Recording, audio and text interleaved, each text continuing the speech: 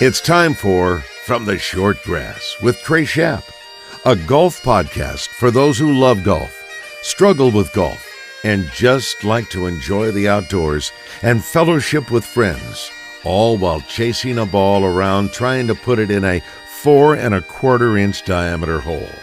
From the Short Grass is brought to you by Stevens Incorporated, an independent financial services firm with the freedom to focus on what matters most. And by Beechwood Pinnacle Hotels. We partner with you to deliver high-yield results by managing, developing, and investing in top-quality hospitality assets. And now, from the Short Grass, here is your host, Trey Schaap. Welcome to another edition of From the Short Grass. I am your host, Trey Schaap. Well, there is some news in the golf world, and it revolves around Tiger Woods. Tiger posted this to his Twitter account, quote, "Over 27 years ago, I was fortunate to start a partnership with one of the most iconic brands in the world. The days have been filled with so many amazing moments and memories. If I started naming them, I could go on forever. Phil Knight's passion and vision brought this Nike and Nike Golf partnership together, and I want to personally thank him, along with the Nike employees and incredible athletes I have had the pleasure of working with along the way." People will ask if there's another chapter. Yes, there will certainly be another chapter. See you in LA, Tiger. When you think about the game of golf, obviously Tiger Woods stands out, but it's that Nike swoosh that he always had on his hat, or the TW somewhere on his clothing, the Tiger Woods branded Nike apparel. But one thing that really sticks out to me is when he chipped in for birdie on the 16th hole of the Masters in the Sunday round, where he and Chris DeMarco were going head-to-head, and that Nike swoosh on the golf ball just held there for a moment before gravity took over and the ball finally fell into the cup, and Vern Lundquist had one of the most iconic calls in the game of golf. In your life, have you ever seen anything like that? No, I don't think we have. And I'm not sure we'll see a partnership like Tiger Woods and Nike ever again. Coming up on this episode of From the Short Grass, I traveled to Biloxi, Mississippi to sit down with 2008 USGA Mid-Am champion Steve Wilson. By winning the Mid-Am Championship in 2008 in Milwaukee, he got to play in the 2009 Masters. What was it like for a 39-year-old living out a dream of playing at Augusta? You're going to hear about his dream and getting to Augusta in a matter of minutes. That's coming up after the break. Matthew Allen and Blair Allen, Beechwood Pinnacle Hotel Group. They know how to manage hotel properties. If you're in the need for an overnight place to stay, go to their website, bphotels.com, find one of their outstanding places, and book a room. That's all you got to do. Beechwood Pinnacle Hotels. We're back with Steve Wilson after this. Stay with us. At Stevens, our philosophy is to invest every dollar as if it were our own, to seize opportunity, to anticipate rather than react, to deliver constant focus in an ever-changing world, and to pursue the objectives of our clients in order to help them reach their financial goals. A proven history of helping companies and individuals. Stevens, member NYSE, SIPC. Heading to El Dorado to check out some live music or to play Mystic Creek? Stay at the Haywood, the only boutique hotel in the middle of downtown and the Murphy Arts District. If you are spending a weekend in Hot Springs, make plans now at the Marriott Courtyard close to Lake Hamilton and Oaklawn. Beechwood Pinnacle Hotel Group manages both of these fine properties, and you will rest easy knowing that your every need is taken care of. Beechwood Pinnacle Hotels on the web at bphotels.com.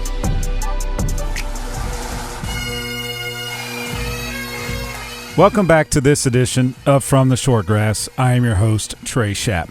At the age of 38, Steve Wilson beat Todd Mitchell in the U.S. Mid-Am Final 5-4 at Milwaukee Country Club.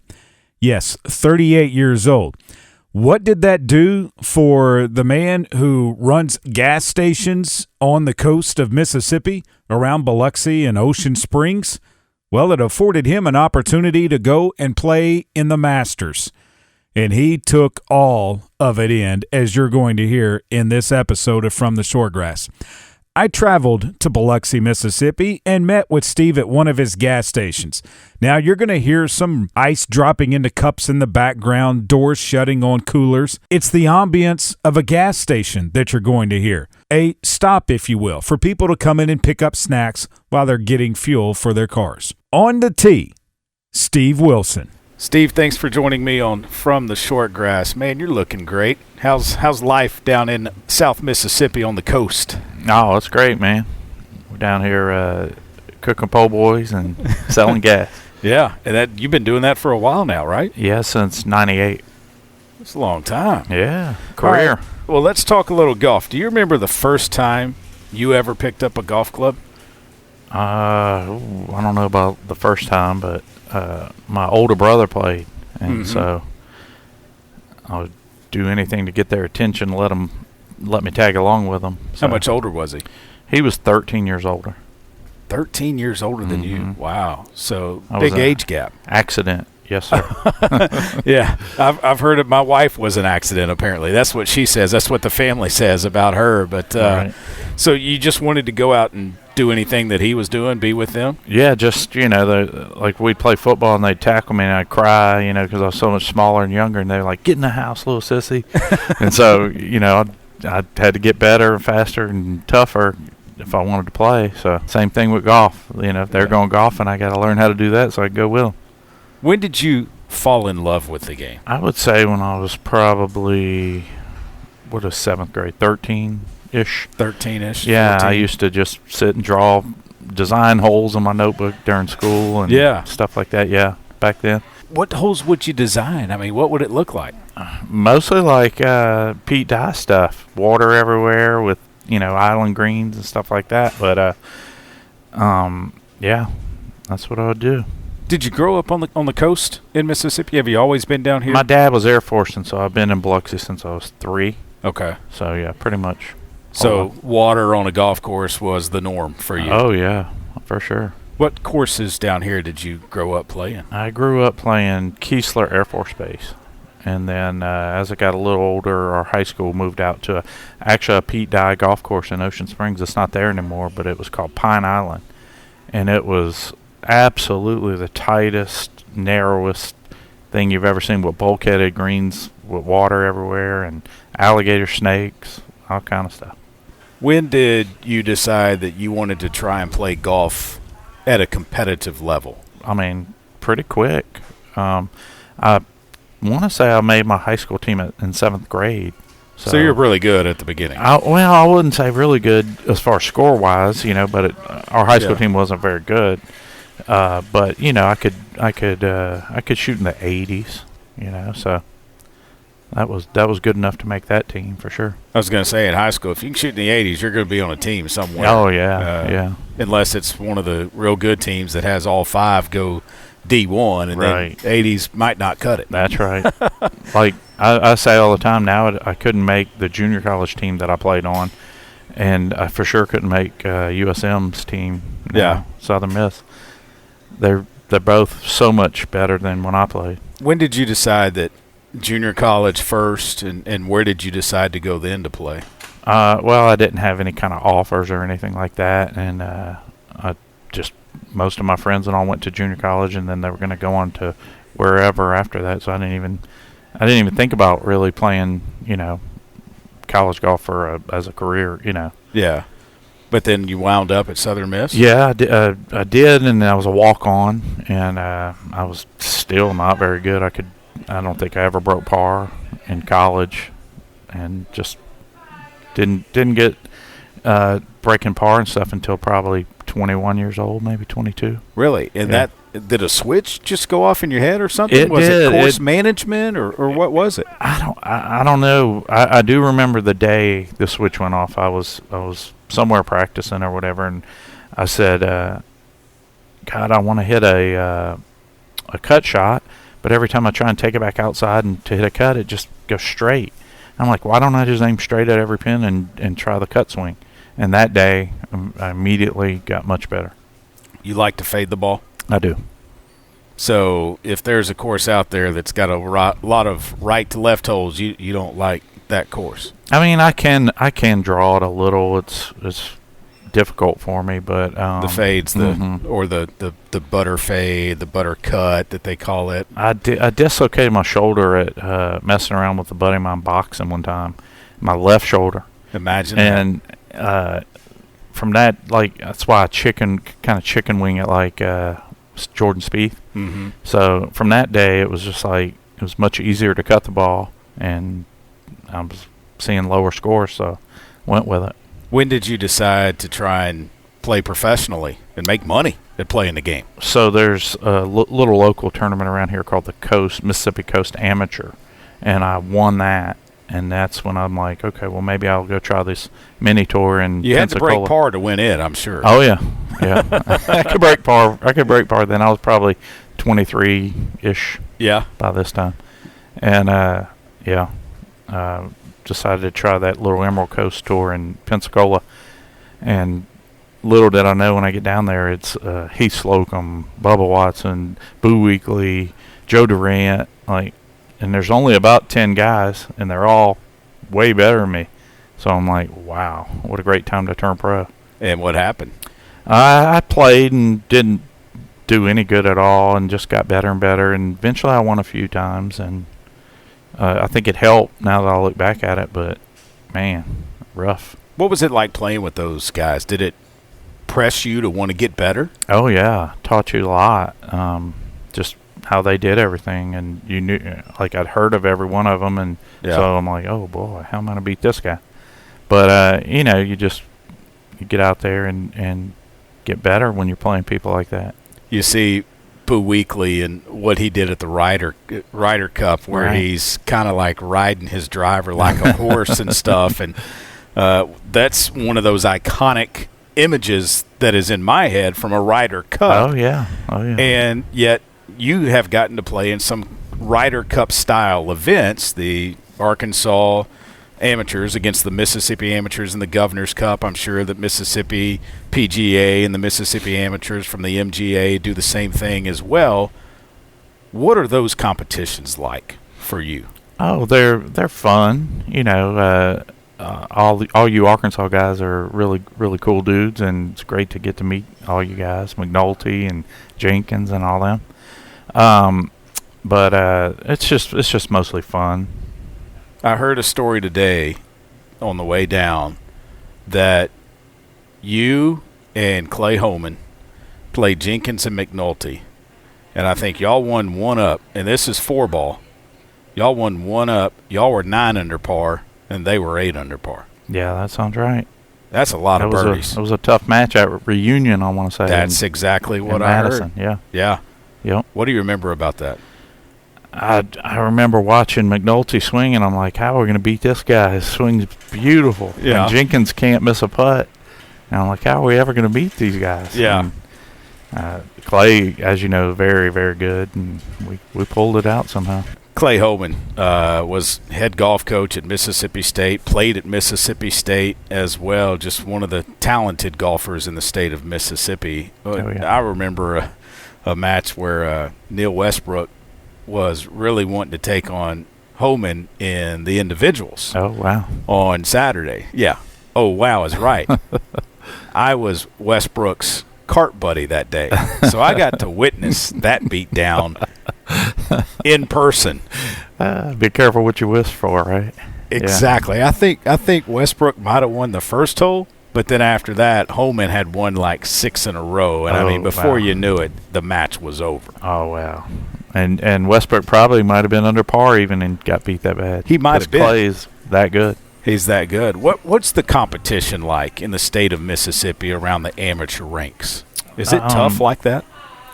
It doesn't seem like it. Usually Clay would win everything. But and then prior to him, there was a guy named Rhett Crowder that would win everything. I wasn't an amateur back then, but so I mean, it just seems like there's some dominant guys. Not many. Mm-hmm. But currently, you met Josh Lampley. Mm-hmm. He's very probably good. That guy now. Yeah. But yeah. They got some great players in the state of Mississippi. There's no question about it. I want to take you to the 2008 U.S. Mid-Amateur. When did you decide to sign up for that? You were 39 years old or 38 years 38, old yeah. when you played in it. What led you to try and qualify for it? Well, I thought it was, any USGA event was an honor to qualify for. I do remember I was playing here locally at a golf course in Sunkist in Biloxi with Bob Mahoney. I don't know if you know Bob, but he owns Mayor Mahoney's French house on the beach. Pretty famous guy. Mm-hmm. And he's, probably at this time, he's probably about a 5'6" handicap, something like that. And I was leaving the next day to go to Milwaukee, and he had beaten me individually. And he's like, "What are you doing going? You can't beat me." How much did you lose that day?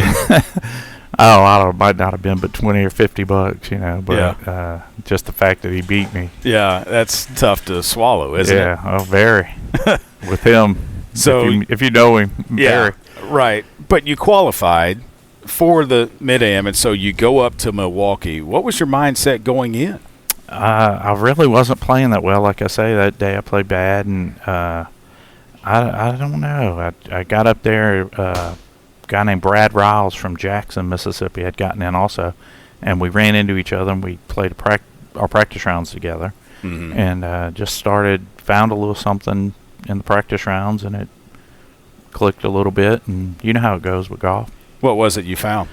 I can't remember, but it was something, and I just started hitting the ball a little better, or maybe I know I putted great that week. That was what ultimately won that week, the putter. That's got to be a key into any round, right? Oh, yeah, definitely, especially in match play. Yeah. So you qualified with what? Where did you finish in the group of 64? I shot 70, 71, and I was fifth seed. Okay. So you play the 59th player in your first match. How'd that first match go? It was an older guy from Georgia. He didn't seem like he was playing that well, and it was just very easy. Yeah. Pars would win. I think I didn't win by much. I might have been 3-2 or something like that. But did you kind of get on a roll then after that first match? To me, in match play, that first match could be the toughest. Yeah, the nerves are definitely there and all, but I guess I was rolling the putter really well, so Yeah. that helped. When you won that match, then you move on. You make your way through that match play tree. When did you start to look ahead to, oh wow, look at where I am now. I'm almost all the way out on this thing. Couple more matches, and I'm might have a chance to win this thing. I recall my caddy was Gary Martin, a friend of mine, and we were at the hotel that night, and he used to work in Reno. He's an odds maker at a casino. And I said, "What do you think, where would you put me?" He goes, maybe 20-1. And I was like, I'll take that. That's not bad, because a lot of good guys still left in the tournament. And I guess then I started thinking, maybe.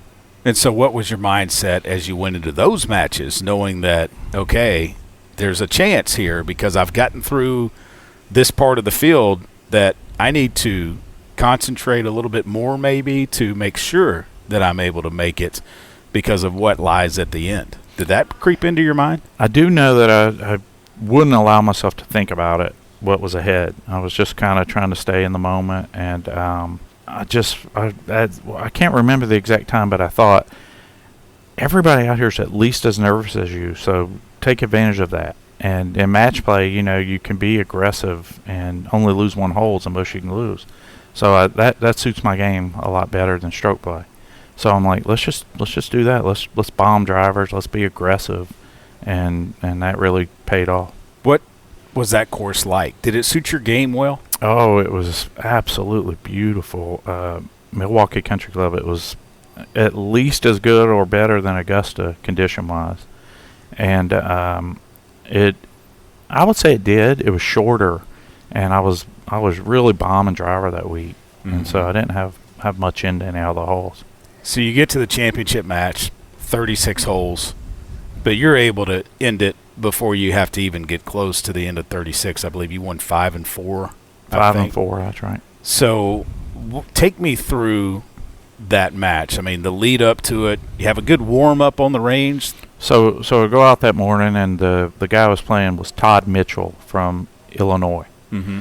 And we're hitting range balls next to each other, and then we finally talk a little bit. And I told my caddy, I said, "Oh, he's too nice. I think I can beat this guy. Like he's just so nice."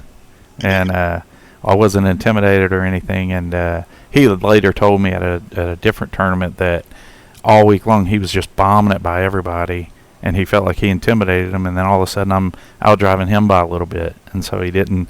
It kind of threw him off. Did he feel intimidated? Maybe that maybe so. He said it threw him off. So yeah. What worked well for you in that championship match? The driver, the putter. Really? The putter. Oh yeah. How many birdies did you make? Do you remember? I want to say I shot 68 or 69, which is 1 or 2 under in the first 18, and I bet you I had 24, 25 putts, something like that, which is, for me, that's unusually low. Yeah, that's a low number of putts. Steve, what was it like when you got to that championship match and you're up and you're getting towards the end of it? When did you start to let the fact that the U.S. Public Links, the U.S. Mid-Am again for 10 years that you're able to play in without having to qualify, the U.S. Amateur, the Masters for the next year, that if you won that match, you're going to Augusta? Well, I purposely wouldn't allow myself to think about it. So anytime it popped up, I'd get rid of it. And how did you do that? I just said, we can't do this. We can't think about it. So when you finally won, did you think then, okay, wow, look what I get to do now? I did. And it happened to be, I want to say it was September 11th, the flight home. And I was like, oh, no, I'm in the Masters. Now I'm worried about every little thing. Mm-hmm. Couldn't this plane make it? Will something bad happen? September 11th. Yeah. And little stuff like that. Had to quit my flag football league, which I love. Yeah, you don't want to dearly. get hurt. You can't get hurt. So, yeah, I had to quit flag football. Couldn't play softball. What was the build-up and the preparation for the 2009 Masters like for you? Well, I got to play quite a few practice rounds over there, and it is without a doubt, except for maybe the course in Little Rock, Alotian, the toughest walk in golf. And, oh, man, I never played more than 18 in practice rounds. I just couldn't physically do it. Yeah. When you first turned off of Washington Avenue onto Magnolia Lane as a competitor in the Masters, what was that like? Oh, unbelievable. Unbelievable. We had, on a trip in college one time, our coach took us, and we tried to see if we could get in, and they said no, of course. And they did let him do a little U-turn, kind of, so we got about 10 feet in. Got to peek at it a little bit. Yeah. But, it's one of the few things that's as good as what you build it up in your mind to be. You're 39 years old. Did you stay in the Crow's Nest? I didn't. I visited Did you go it. up there? Yeah. Oh, yeah. I checked it all out, and I took all my guests, that I was allowed to bring, and they're allowed to take pictures and all kind of stuff, but cannot put it on the internet, which I got in trouble with one friend for that. But, so, yeah, look, it's 5 beds, no TV, 1 bathroom. You needed a TV. I said no.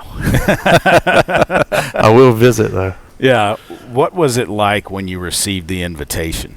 Oh, it was unreal. It was on Christmas Eve, and it just went out to the mailbox, which, by the way, after winning that tournament, until the tournament, every day was like Christmas because there were new sets of irons, there were new putters, there were new drivers, there were shoes, shirts, all kind of stuff came in the mail. It was unreal. So you get to Augusta, you're playing in the Masters, and practice rounds, you didn't play more than 18 holes, you say. So what was that like? Who did you play with in the practice rounds? So I would take 3-day trips. I would go down there for just say a Friday, Saturday, Sunday, and you had to arrange everything with the shop. And I would take one guest for each day. They kind of got on to me. They told me at one point, they're like, we kind of mean your dad or your brother or your grandpa. We don't mean every friend. We don't mean every friend you know. Go into Rolodex and you keep bringing a different friend each time. That's exactly right. Exactly right.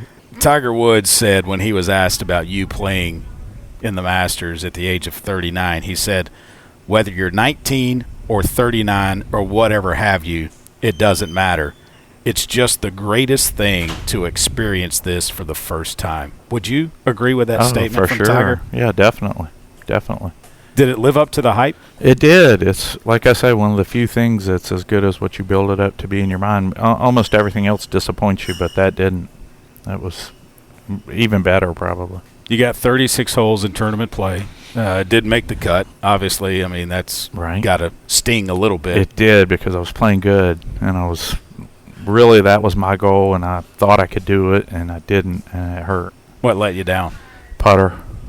So the putter got you there, right? But then once you got there, the putter let you down. That's right. Those greens are tough, huh? Man, they're so hard. You really, truly cannot read them. You have to remember them from your practice rounds, and it's really hard when you look down and you know, in your eyes tell you it goes right to left, and then your memory tells you it doesn't, and it's tough under all that pressure and everything. Who'd you get to play with? I played in the tournament with Tom Watson and Ian Poulter. Tom Watson, does he mean anything to you? Yeah, he was my favorite for a long time, and I think they kind of ask you when you go on your practice rounds, you know, who your favorites are, and I think they try to accommodate you with your favorite if possible. That's pretty cool. Yeah, it is. How much merchandise did you buy there? Oh, Lord, I went broke. I tell my wife that all the time. If I ever get the opportunity to go and play, I said, don't ask me what the credit card statement's going to say when I walk out of there. That's right. Because it might be maxed out. All right, favorite golf course you've ever played? Is it Augusta National? No, I think I like the Alotian Club in Little Rock. Yeah. That place was just unreal. Nice club. It's going to host the Arkansas Amateur in 2027. So if you want to move to Arkansas for a year and seniors. No, it's a straight amateur. So yeah, you got to play against everybody. Whew, that place, man. Good luck. I have to call Stan and get some practice rounds in. Exactly. He could help you out, no doubt about that. Fantasy foursome, Steve, living or deceased, that you could play a round of golf with, you and 3 others. Who would it be? Wow. Drew Brees. Wow, okay. I don't think golf's a cool sport. I think football is.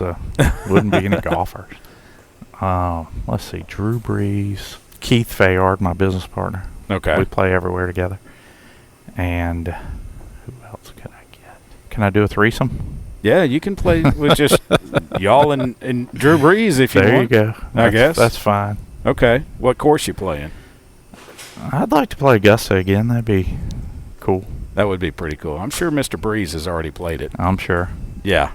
What does it mean to you? You're going to be inducted into the Mississippi Golf Hall of Fame, along with some others, Clay Holman being one of those. We talked about him earlier. Oh, what an honor. I don't get too much into all that stuff, but that's such an honor to be up there with guys that were that good. I'm not sure I was that good. No, it's well deserved. Well, congratulations on that honor, and thanks for sitting down with me. It's good to catch up with you. Yes, sir. Yes, sir. Maybe we'll see you on the course sometime soon. Yeah, heck yeah.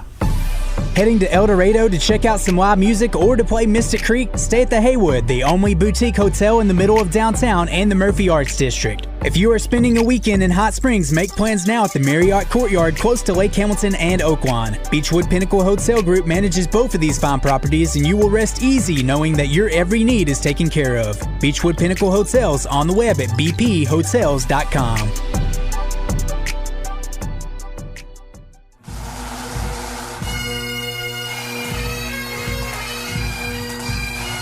Well, that'll do it for this edition of From the Shortgrass. I want to thank Steve Wilson for taking some time out of his busy day and sitting down with me there at his gas station in Biloxi. How about the Century Championship? Chris Kirk wins it, shooting 29 under par, 67-65, 66-65 over the course at Kapalua, the plantation course there in Maui. He wins the Century. Sahith Theegala finished second at 28 under par. Jordan Spieth third at -27. Remember, when you find your ball mark on the green, fix it and a couple of more. And I hope to see you sometime soon from the Shortgrass. You've been listening to From the Shortgrass, a weekly podcast dedicated to the game of golf. This has been a presentation of the Buzz Radio Network.